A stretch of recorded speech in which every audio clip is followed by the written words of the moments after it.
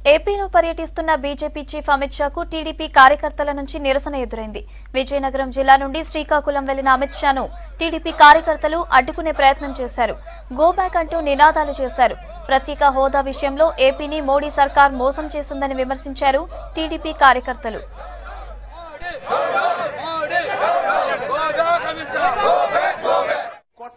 అందుకున్నారు మహాగఠబంధన్ ఇదొక మహాకూటమి కోసం మేము పాల్పడుతున్నాం అని చెప్పి కొత్త కొత్త పార్టీలతో జతకట్టడానికి ప్రయత్నిస్తున్నారు.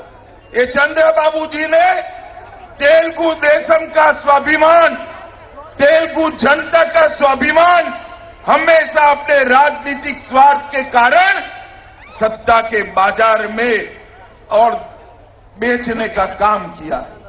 తెలుగు వారి ఆత్మ గౌరవాన్ని ఆఖరికి తెలుగుదేశ పార్టీ గౌరవాన్ని కూడా తాకట్టు పెట్టి రాజకీయ లబ్ధి కోసం అదే ప్రభుత్వం అనే మార్కెట్ లో దాన్ని ఏదో ఒక రకంగా లబ్ధి చెందాలి అని చెప్పి ఆత్మ గౌరవాన్ని ఇప్పుడు తాకట్టు పెడుతున్నారు. मित्रों, मैं आप लोगों को आश्वस्त करने आया हूं, एक बार आंध्र प्रदेश में भारतीय जनता पार्टी को मजबूत कर दीजिए. अब कभी भी कितना भी करे एनडीए के अंदर चंद्रबाबू नायडू का प्रवेश हम नहीं होने देंगे. हमारे दरवाजे हमेशा के लिए इनके लिए बंद करेंगे. మిమ్మల్ని అందరినీ ఈ రోజున అభ్యర్థిస్తున్నాను, భారతీయ జనతా పార్టీని గట్టిపరచడానికి ఇక్కడ పెంపొందించడానికి సహకరించండి. ఇటువంటి మోసపూరిత రాజకీయాలు చేసే చంద్రబాబు నాయుడుకి అలాగే తెలుగుదేశానికి ఎన్డీఏ యొక్క ద్వారాలు ఎప్పటికీ మూసిపోయి ఉంటాయి, వాటిని ఎప్పటికీ తెరవం. मित्रों, जब उनके भ्रष्टाचार और कुशासन के कारण आंध्र प्रदेश की जनता उनके खिलाफ हो गई है, वो भारतीय जनता पार्टी के नेता देश के प्रधानमंत्री जी पर आरोप लगाते हैं कि भारतीय जनता पार्टी की एनडीए सरकार ने आंध्र के विकास के लिए कुछ नहीं किया है. ఎప్పుడైతే మా ప్రభుత్వం నుంచి వైదొలిగారో మా పైన ప్రధానమంత్రి నరేంద్ర మోడీ గారి పైన అనవసరపు ఆరోపణలు చేస్తున్నారు. వారి ప్రభుత్వం టీడీపీ ప్రభుత్వం తెలుగుదేశం ప్రభుత్వం అవినీతిలో కూరుకుపోయింది. వారి అవినీతి ఆరోపణల నుంచి తప్పించుకోవటం కోసం ప్రధాని మోడీ గారి పైన కేంద్ర ప్రభుత్వం అయిన అనవసరపు అబద్ధ ప్రచారం చేస్తున్నారు, అనవసరపు నిందలు వేస్తున్నారు, పనులు చేయలేదని అబద్ధాలు చెప్తున్నారు.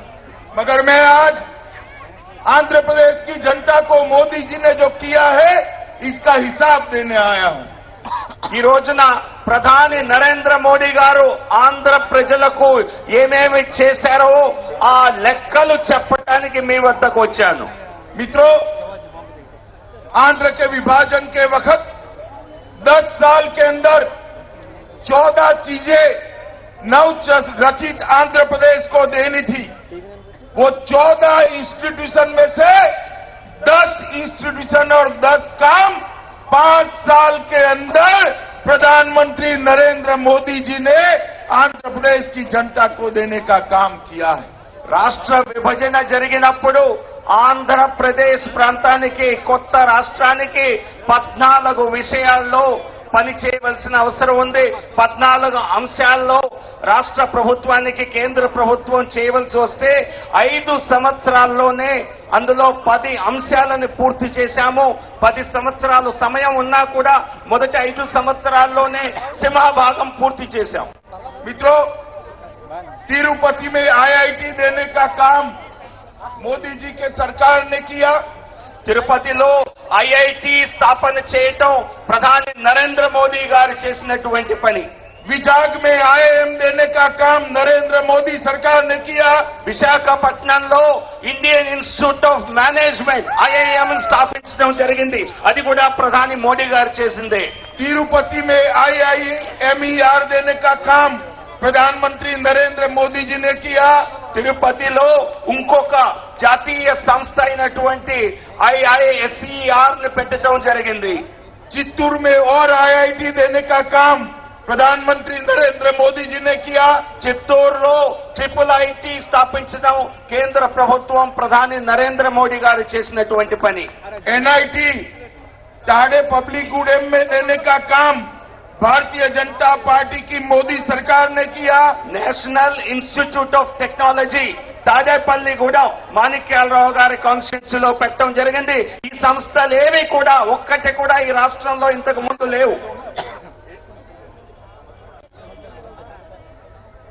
एनआईओटी नेल्लोर को देने का काम किया। నెల్లూరులో ఎన్ఐఓటి అనే ఓషనోగ్రఫీకి సంబంధించిన సంస్థను పెట్టడం జరిగింది.